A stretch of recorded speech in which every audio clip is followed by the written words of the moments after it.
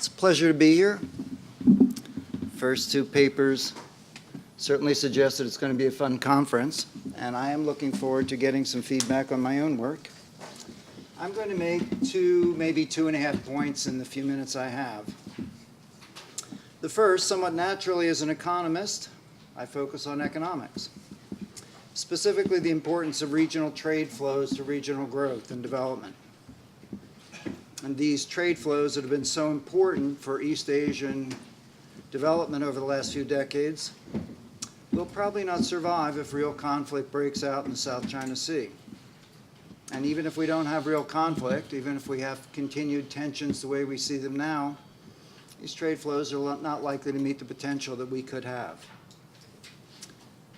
The next point, or really a half point, is that if conflict breaks out and trade falls apart, the narrow economic treasures that could be won from fighting just pale in comparison to the losses that everyone is going to suffer.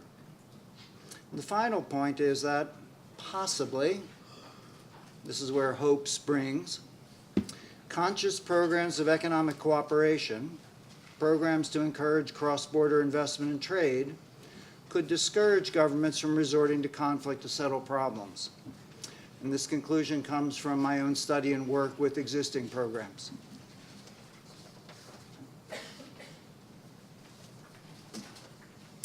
The starting point of my paper is that conflict in the South China Sea is complicated. Okay, probably you can all agree on that. It's complicated in that all countries have multiple goals and concerns. Some of these relate to security and national defense, which is where we started our session with. And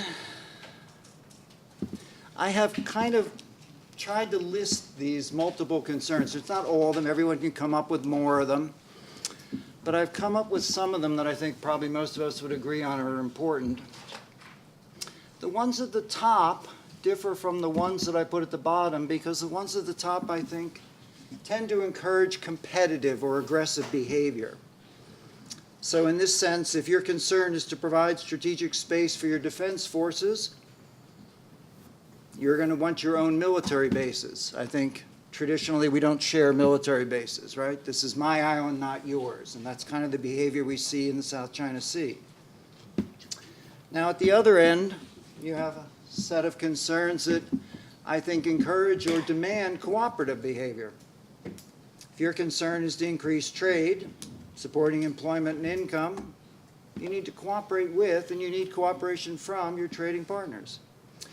And I think this structure is important because if we focus on one set of concerns and these set of concerns encourage competitive or aggressive behavior, likely not to be able to make the other set of concerns that really require cooperation. A focus on occupying islands might discourage trade. And that would be a shame because that could be very costly to everybody in the area. This is a region that believes that international trade can be leveraged into sustainable growth. That's the East Asian growth model.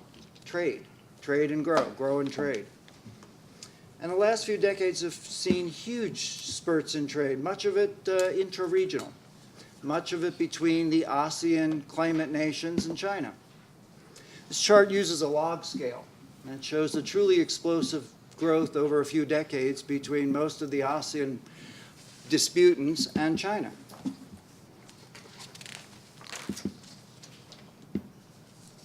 This next one, I think actually it didn't reproduce well in your booklet, but you can get a feeling for it.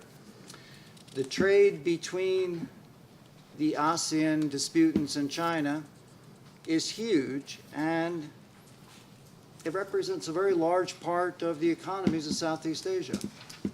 The trade between Philippines and Vietnam, Malaysia and Brunei and China provide for a tremendous amount of employment and income in these countries. Because the Chinese economy is so much larger than any of the ASEAN partners, these trade flows look smaller in relation to the Chinese economy. It's actually less than 2% of the Chinese GDP, any of the trade flows. Let's see. There we go. Now, sometimes this picture that the trade flows are a very large part or represent a large volume in relation to the GDP of the ASEAN disputants and not in China, sometimes that seems to suggest that China is not vulnerable to problems or is not vulnerable to the costs coming from conflict, from losing trade, whereas the ASEAN countries might be more vulnerable. I think this is fundamentally wrong. Now, it's not easy quite to make this point. I'm going to make three almost unrelated points to try and prove that assertion. One, while each of the bilateral trade flows may not be an appreciable volume in relation to the huge Chinese GDP, much of this trade actually should not be viewed as individual flows. They form part of an interrelated flow. Trade in Southeast Asia, especially with China, is a matter of putting together regional value chains. That is, the flows of goods from the Philippines to China are not just valuable in and of themselves, but they're valuable because they partner with flows from the other countries. Think of a hard disk assembly. A hard disk assembly in China perhaps requires parts from both the Philippines and Vietnam. And if there's a disruption in the trade from the Philippines to China, that also will render useless or less valuable the trade between Vietnam and China. So any of the bilateral flows to China represent not just that flow, but a conglomeration of flows. And disruption to trade from any one point could come to a very large part of, or could be very costly to China. More importantly, trade disruption could result in financial panics and asset market collapses.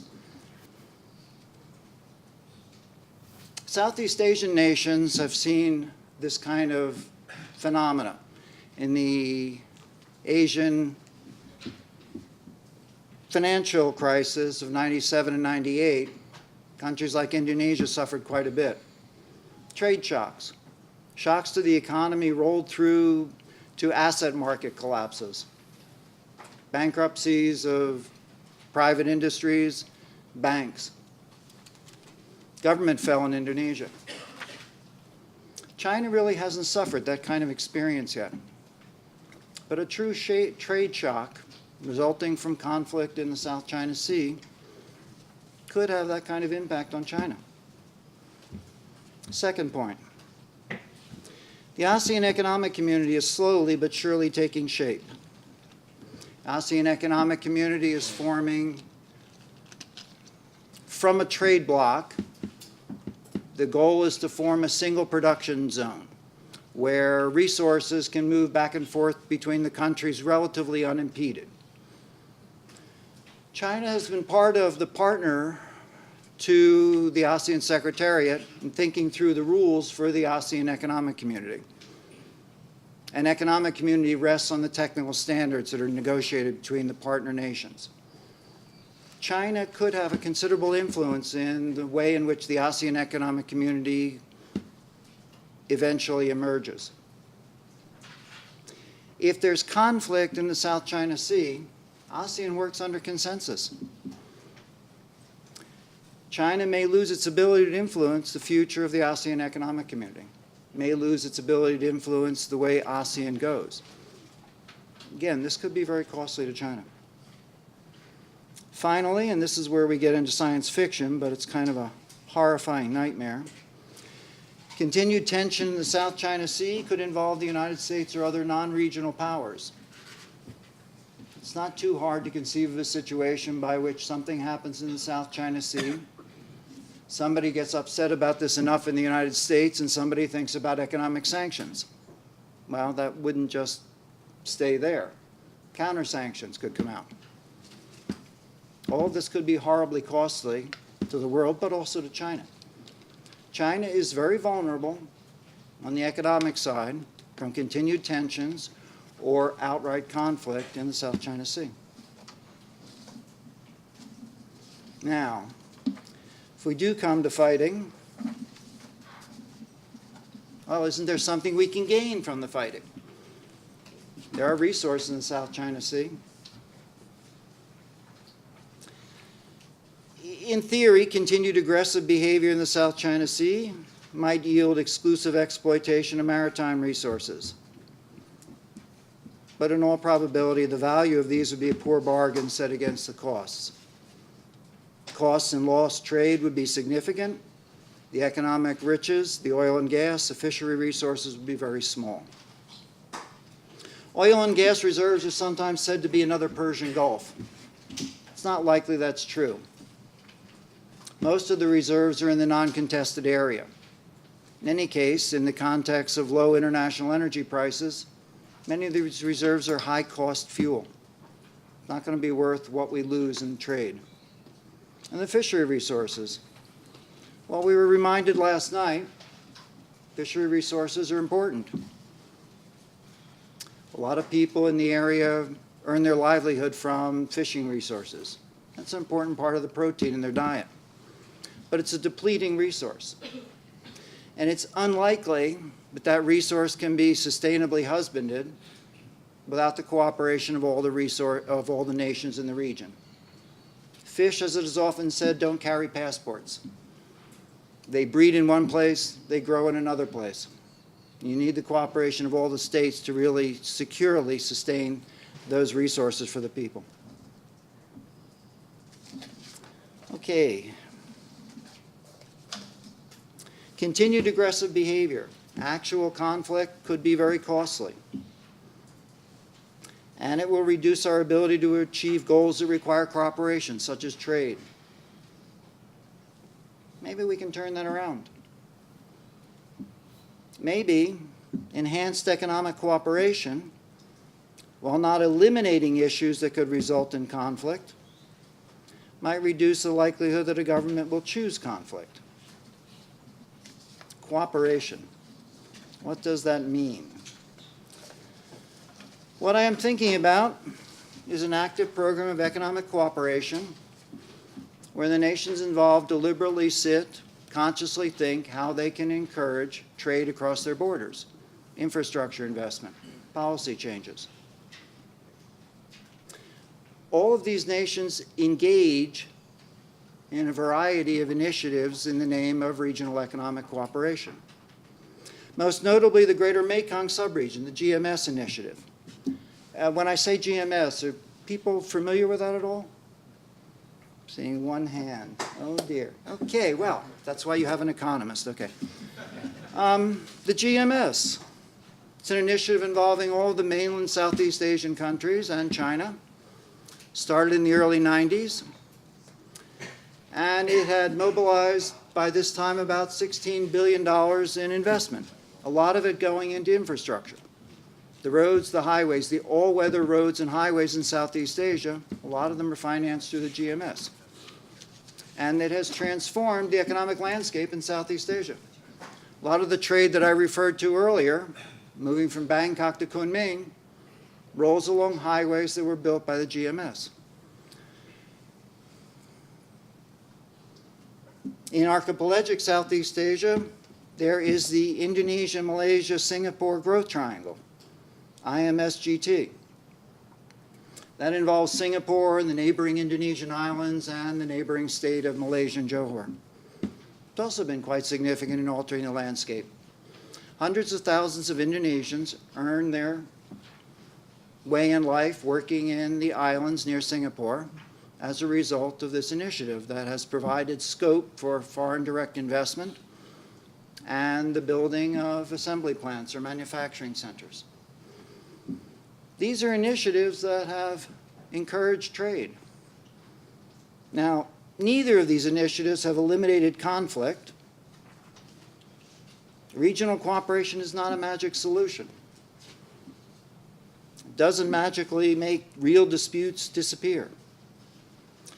But I will argue, looking at how these countries have behaved towards each other, that I think these efforts have discouraged conflict by visibly highlighting the gains from cooperation. These initiatives give reason and room for government leaders to look past frictions and look for solutions other than in conflict. They know that conflict between them is going to destroy the basis for the trade that they have helped grow. Now, I talked about 2 of these initiatives that I've listed. I've listed 5. Talked about the 2 that are relatively successful. Not every initiative is successful. A lot of organizations, a lot of initiatives known by acronyms do very little. Some of them, though, have had quite a bit of impact. The GMS, the IMS-GT have had quite a bit of impact. I think it shows up in the behavior of the nations towards each other that are involved in those initiatives. What does this mean for the South China Sea? Well, looking at the initiatives that work, looking at the initiatives that don't work so well, I have come up with about 8 lessons learned. These lessons learned could be the basis of a new initiative in the South China Sea. They're not easy lessons to put into practice. I won't go through all of them. Some of them are fairly clear, though. We have to have some infrastructure.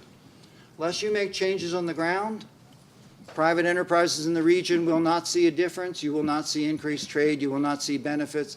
Countries won't see why they have to shrink from competitive behavior, aggressive behavior, because they're not gaining anything from the cooperative behavior. You have to involve the private sector. They're the people that actually make the investments. They're the people that are going to grow the jobs. They have to be involved early to make sure the infrastructure that you put in actually changes the ground under which they're working. Down in the bottom, it says, hold in abeyance territorial claims to the seas and the resources and jointly harvest in a sustainable fashion the resources, utilizing the revenues for common development. This is part of the key. You can't continue aggressive competitive behavior and expect that there's going to be cooperation among the partners for trade. Well, will we get any of this? Countries in the region are fairly aware of this. I think they may need some encouragement to move a little further along the way to actually make the step to commit to this kind of initiative. Making the step to commit to this kind of initiative will mean pulling back from the public stance that the South China Sea is mine and not yours, to pull back from a pattern of aggressive behavior that has taken us to the point where we worry about what will happen in the next few years. But we have seen this in some parts of Southeast Asia, that these initiatives have changed the grounds under which countries work together. I'd be very glad over the next day or so to get some feedback from people on these. I continue to work on this. I have a little book out on the subject. It is just out. I actually got my copy just before I got on the plane to come here. It spells out my arguments in greater detail. Not that long a book. I don't get any royalties from the sale of the books, but I would appreciate any comments on it because I'd like to continue working in this. Thank you.